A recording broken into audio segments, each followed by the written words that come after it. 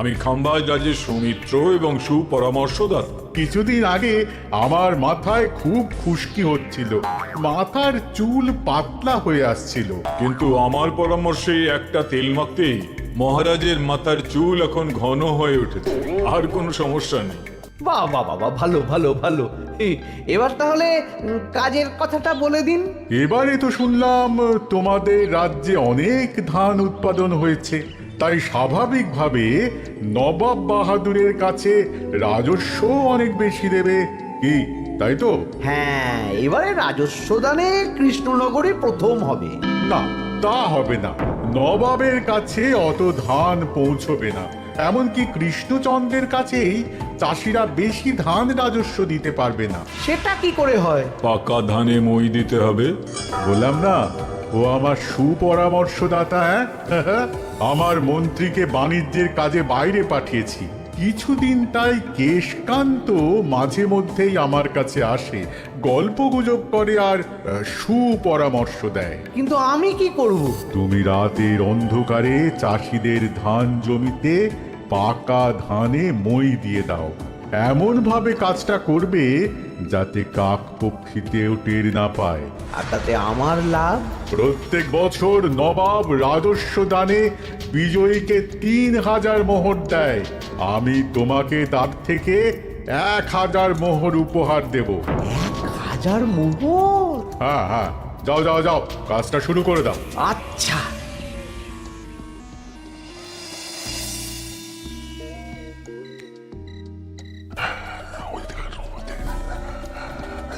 তাহলে আর দেরি কেন? মন্ত্রীমশাই কথা মতো কাজ শুরু কর। হ্যাঁ, চল।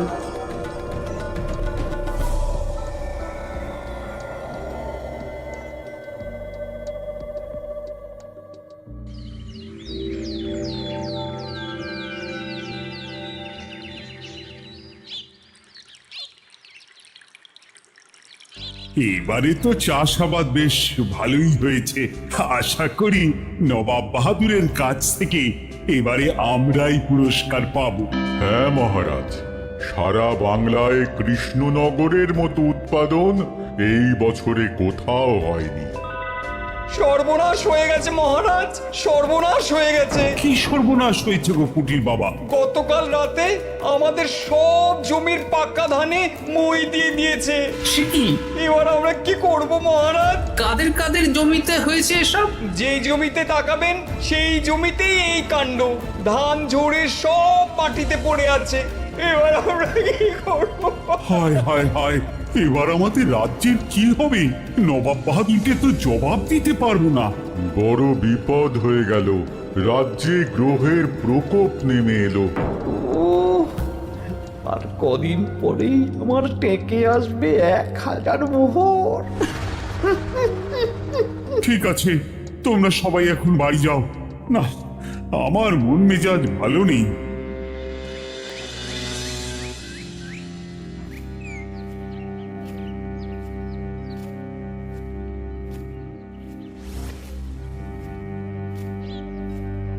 ওগো, তুমি শুনেছো কি হয়েছে? পুটির মা হাউ হাউ করে কাঁদছিল গো। হ্যাঁ গিন্নি, পুটির বাবা কয়েকজন চাষি ভাইদের নিয়ে রাজসভায় এসেছিল। শুনলাম রাতারাতি কে বা কারা চাষ জমিতে পাকা ধানে মই দিয়েছে। কত বড় সর্বনাশ হয়ে গেল বলো, কি হবে গো? কি যে হবে ভগবান জানে। বলি তুমি পারলে না পুটিদের একটু সাহায্য করো। হ্যাঁ, আমি মনে মনে ভেবেই রেখেছি বুঝলে, এবার বেতন পেলে পুটিদের বাড়িতে মাসোহারার জিনিসপত্র দিয়ে আসবো। নবাব বাহাদুরের কাছে মহারাজ খাজনা কিভাবে দেবেন? সেটাই তো বুঝতে পারছি না। আপনি এত চিন্তা করবেন না। রাজবাড়ির ভাড়ার থেকে আপাতত কিছু বস্তা ধান পাঠানোর ব্যবস্থা করুন। তারপর নবাব বাহাদুরের কাছে গিয়ে বলবেন, আস্তে আস্তে সব দিয়ে দেবেন মহারাজ। তাই করতে হবে, তাছাড়া তো আর অন্য কোনো উপায় দেখতে পাচ্ছি না। কিন্তু এবারে আর আমাদের মান রক্ষা হবে না। দেখি ২-১ দিনের মধ্যেই যতটা সম্ভব ভাড়া থেকে ধান পাঠানোর ব্যবস্থা করব।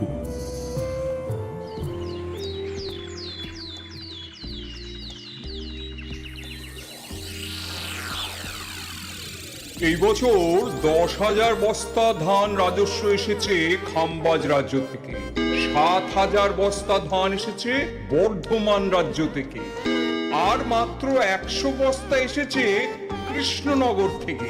তাই এই বছরের বিজয়ী রাজ্য হচ্ছে খাম্বাজ রাজ্য। খাম্বাজ রাজ্যের রাজার হাতে 3,000 মোহর উপহার হিসেবে তুলে দিচ্ছেন।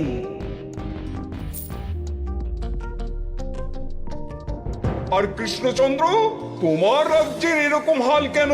এবারে আমাদের সমস্ত রাজ্যের পাকা ধানে কেউ বা কারা মই দিয়ে দিয়েছে। সেসব তোমার মাথা ব্যথা, আমার ধান কোথায়? 100 বস্তা ধান রাজস্ব, কম করে 800 বস্তা ধান রাজস্ব দেওয়ার কথা, কিন্তু তুমি তোমার কথার খেলাপ করেছো। এই বছর আমি নিরুপায় জাহাপানা। আমিও নিরুপায়। হয় তুমি আগামী 1 সপ্তাহের মধ্যে আমাকে 5,000 মোহর দেবে, নইলে কৃষ্ণনগরের সিংহাসন থেকে সরে যাবে।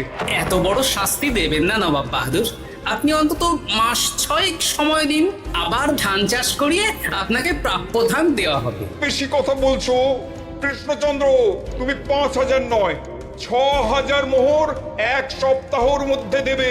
ব্যাটা গোপাল বেশি পাকা, অত কথা বলতে কে বলেছিল? গোপাল, এটা তুমি কি করলে? হায় হায় হায়!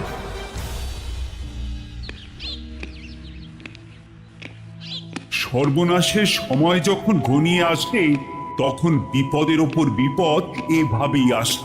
আমার পাওনা। আরে এখন না, তোমাকে পাঠিয়ে দেব। ওই দেখুন, খাম্বাজ রাজের সাথে কথা বলছে। এখন বেশি কথা বললে কৃষ্ণচন্দ্র আর গোপাল সন্দেহ করবে। চলুন তো দেখি ওখানে গিয়ে কি কথা বলছে। কি কথা বলছো মন্ত্রী? মন্ত্রী আমায় বিজয় অভিনন্দন জানাচ্ছিল। বিজয় অভিনন্দন তো উপহার পাওয়ার সময় জানাতে পারতেন মন্ত্রী মশাই। যাই হোক, আপনাকে তো ঠিক চিনতে পারছি না। আমার নাম কেশকান্ত, আমি খাম্বাজ রাজ্যের দক্ষিণ পশ্চিম গ্রামের জমিদার। কেশকান্ত আমার বিশেষ বন্ধু। আপনার কেশ নিয়ে বেশ ভাব দেখছি। হ্যাঁ, ওই কদিন আগে তো খাম্বাজ রাজের মাথার চুল পাতলা হয়ে আসছিল, খুশকি হচ্ছিল আর কি। তো ওনার পরামর্শে একটা তেল মেখেই তো খাম্বাজ রাজের আবার ঘন কালো চুল ফিরে এসেছে। কেশকান্ত জমিদার হতে পারে, কিন্তু ওর অর্থনৈতিক অবস্থা তাবর রাজাদের থেকে অনেক ভালো। কয়েক হাজার বিঘা জমির মালিকও, তার সাথে চুলের তেলের ব্যবসা করেও হাজার হাজার মোহর রোজগার করে। এই, এখন চুল নিয়ে চুলোচুলি না করে চল কৃষ্ণনগরে ফিরি। এমনিতেই মন মেজাজ খারাপ, 1 সপ্তাহের মধ্যে আবার 6,000 মোহর জোগাড় করতে হবে। হ্যাঁ, চলুন চলুন।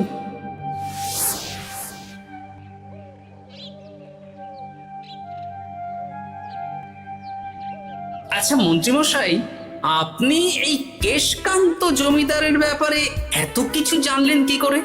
ওনার সাথে তো আমাদের আজই প্রথম দেখা। হাওয়ায় কত খবরই ভেসে আসে, সেরকম আমার কানেও এসেছিল। সব বাদ দাও। গোপাল, মন্ত্রী, দুজনেই ভাবনা চিন্তা করো কিভাবে 6,000 মোহর জোগাড় হবে। পাকা ধানে মই পড়লো, এখন আবার এত বড় বোঝা। আমার কাছেও মহারাজ বেশি অর্থ নেই, সব মিলিয়ে মিশিয়ে ওই 150 থেকে 200 মোহর মতো আছে বাড়িতে। যদি বেশি থাকতো আমি আপনাকে নিশ্চয়ই সাহায্য করতাম মহারাজ। তাও করতেন কিনা সন্দেহ। তুমি চুপ করো। মন্ত্রী মশাই ওই লোকটাকে জানলো কি করে? এই লোকটাকে তো আগে দেখারই কথা না। না, ব্যাপারটা নিয়ে ভাবতে হবে। চলুন চলুন।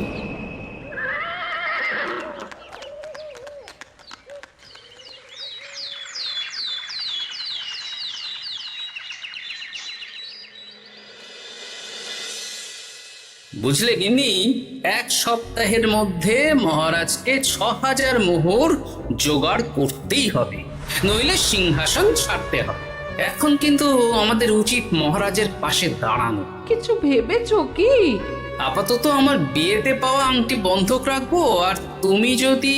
হ্যাঁ, আমার যে দুটো গয়নাগাটি আছে ওগুলো বন্ধক রাখো। পরে আস্তে আস্তে ছাড়িয়ে নেবক্ষণ। দেখি বাকি সভাসদদেরকেও বলবো, যে যতটা পারে, তারপর ভগবানই ভরসা।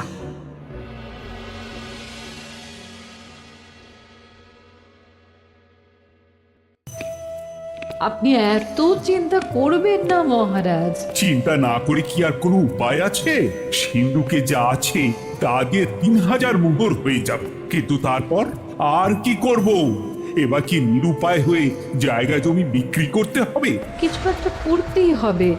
আপনি গোপালকে একবার বলে দেখুন, প্রত্যেকবার যখনই বিপদে পড়েছেন তখন গোপালই আপনাকে বাঁচিয়েছে। দেখি আগামীকাল রাজসভা শুরু হওয়ার আগে গোপালের সাথে ব্যাপারটা নিয়ে আলোচনা করব।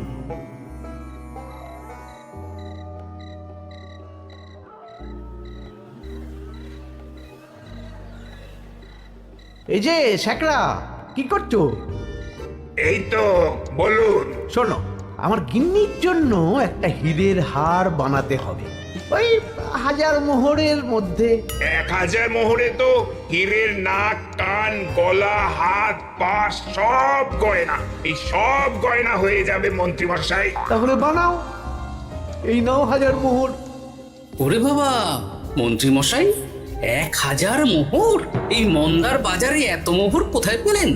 গতকালই তো বললেন আপনার কাছে 150 থেকে 200টা আছে। সে যেখান থেকেই পাই তাতে তোমার কি? না, আমার কিছু না শ্যাকরা, আমি কয়েকটা গয়না বন্ধক রাখবো।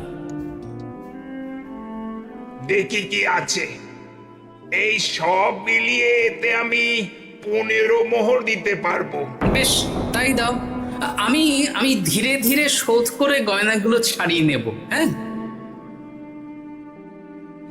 মন্ত্রীর ব্যবহারগুলো বেশ সন্দেহজনক লাগছে। দেখি গুপ্তচরকে কাজে লাগাতে হবে, মন্ত্রীর পিছনে ছায়ার মতো লেলিয়ে দিতে হবে।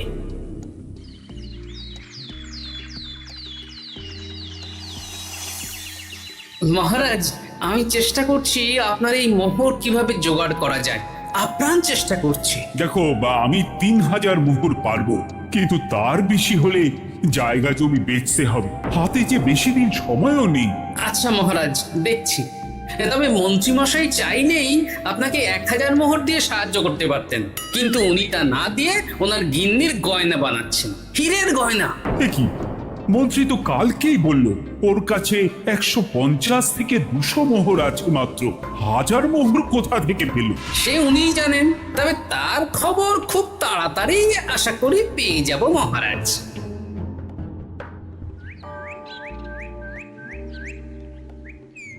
কাজটা একদম ঠিক করলেন না মন্ত্রী মশাই। আপনার কথা শুনে আমরা সবার জমির পাকা ধানে মই দিলাম, কিন্তু আমরা একটা পয়সা পেলাম না। আপনি যে এই কাজ করার জন্যে খাম্বাজ রাজার কাছ থেকে ওই 1000 মোহর উপহার পেলেন, সেটা দিয়ে গিন্নির গয়না বানাতে দিলেন, কিন্তু আমাদের বেলায় লবডঙ্কা। তোদেরকেও দেবো, একটু সবুর কর। আরে গিন্নির মাথাটা ঠান্ডা করি। না না, আমাদের এক্ষুনি চাই। আরে এক্ষুনি কি করে দেবো, আমার হাত খালি। আচ্ছা আচ্ছা, ঠিক আছে, এই নে 2 মোহর ধর, 2 ভাই ভাগ করে নি, পরে আরো দেবো। এটা কিন্তু ঠিক না। এসব আলোচনা খোলামেলা জায়গায় করা উচিত না। উফ, পরে তোদের সাথে কথা বলবো, এখন যেতে দে, বাজার করব, তারপর আবার রাজসভা আছে।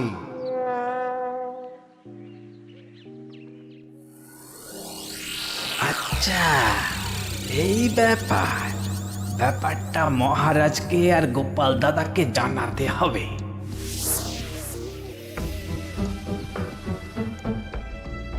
গোপাল দাদা, মহারাজ আসল খবর পেয়ে গেছি। কি খবর? আমি একটু আগে শুনলাম। কাজটা একদম ঠিক করলেন না মন্ত্রী মশাই। আপনার কথা শুনে আমরা সবার জমির পাকা ধানে মই দিলাম, কিন্তু আমরা একটা পয়সা পেলাম না। আরে তোদেরকেও দেবো, একটু সবুর কর। মন্ত্রী, আমি না তোমাকে মেরেই ফেলবো। মহারাজ, মন্ত্রী মশাই এখানে গৌণ, উনি অর্থের লোভে এসব করেছেন, আর ওনাকে দিয়ে করিয়েছেন খাম্বাজ রাজ। হ্যাঁ, যাতে এবারে বিজয়ী হতে পারেন। তাই আপনি এই খবর পাঁচ কান করবেন না মহারাজ। আমি খাম্বাজ রাজ আর ওই কেশকান্তর কাছ থেকে ক্ষতিপূরণ ঠিক আদায় করে আনব। কিন্তু কিভাবে? শুনুন তাহলে।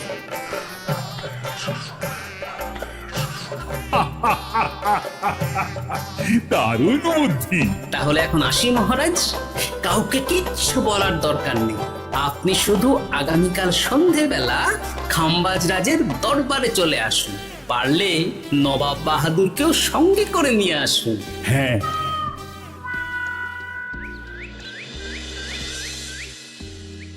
প্রণাম খাম্বাজ রাজ। কে আপনি? আমি হতাশ রঞ্জন, পশ্চিমে থাকি। কি চাই বলুন? কিছু চাই না, তবে একটা কথা শুনলাম তাই বলতে এলাম। কি কথা? আমি শুনলাম মহারাজ আপনার মাথার চুলগুলো সব নকল। আমার এত সুন্দর চুল সব নকল? ফাজলামো হচ্ছে।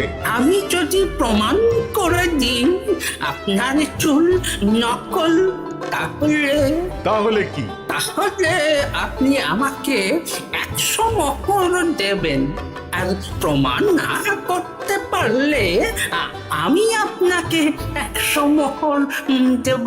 বেশ, দেখো, এক্ষুনি দেখো, আমারই তো 100 মোহর লাভ হবে।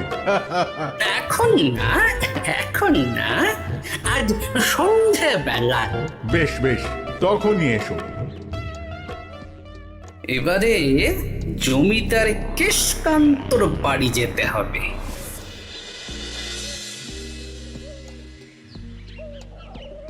জমিদার মশাই বাড়ি আছেন? কে মশাই আপনি?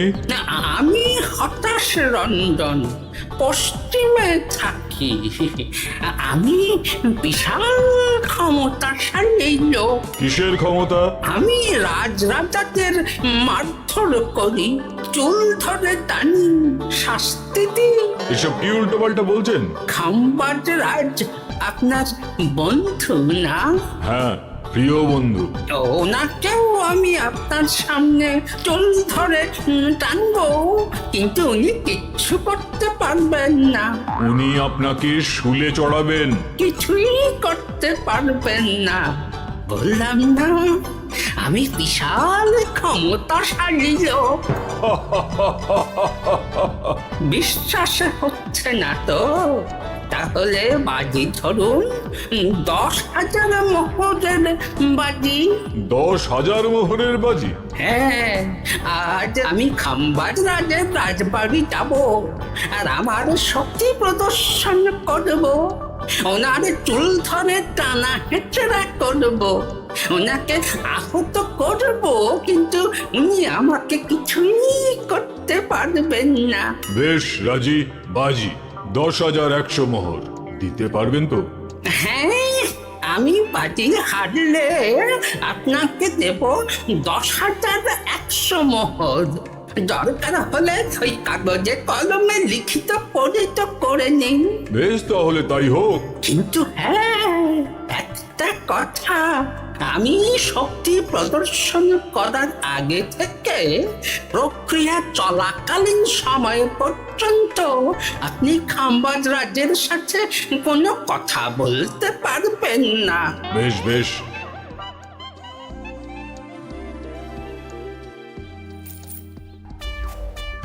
তাহলে শুরু করি। শুরু করো। এবার আমি প্রমাণ করেই ছাড়বো।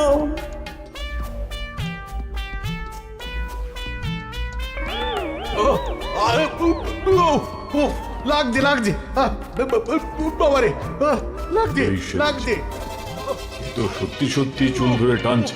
লাগছে লাগছে, বাবারে, বাবা। ওরে বাবা রে বাবা, কি শক্ত! এ কি, খাম্বাজ রাজ কিছুই তো বলছেন না। তাহলে কি আমি হেরে গেলাম? না না খাম্বাজ রাজ, আমার ধারণা ভুল, যা শুনেছি তাও ভুল। এবার বিশ্বাস হলো তো? দাও দাও এবারে 100 মোহর দাও। দিন কেশকান্ত মশাই, আমাকে 10,100 মোহর দিন। এ কি, ও তোমাকে 10,100 মোহর কেন দেবে? ওনার সাথেও তো বাজি ধরেছিলাম। কি বাজি? আপনার এখান থেকে বেরিয়ে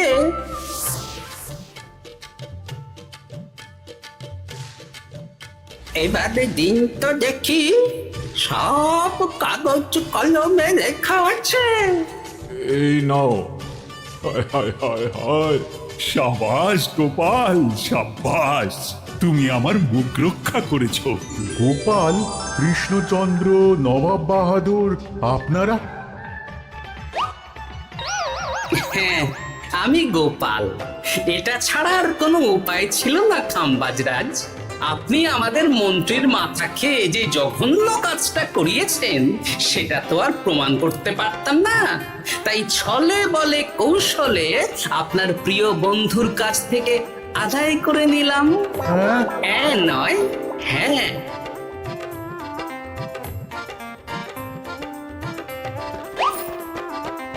এই নিন মহারাজ। এতে কত মোহর আছে? 10,100 মোহর। এর থেকে 100 খাম্বাজরাজকে দিন, 6,000 নবাব বাহাদুরকে, আর বাকিটা আপনার কাছে রাখুন। এত ধান নষ্ট হলো।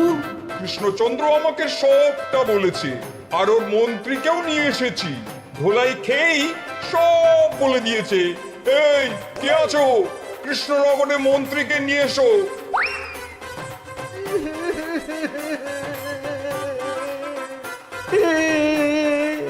মার খেয়ে আমি সব বলে দিয়েছি খাম্বাজরাজ। উদ্ধার করেছো, জাহাপানা, আমাকে ক্ষমা করে দিন। এর কোনো ক্ষমা নেই। তোমাকে আমি কারাগারে বন্দি করব। হায় হায় হায়, সামান্য টাকার লোভ করতে গিয়ে পুরো মাঠে মারা গেলাম।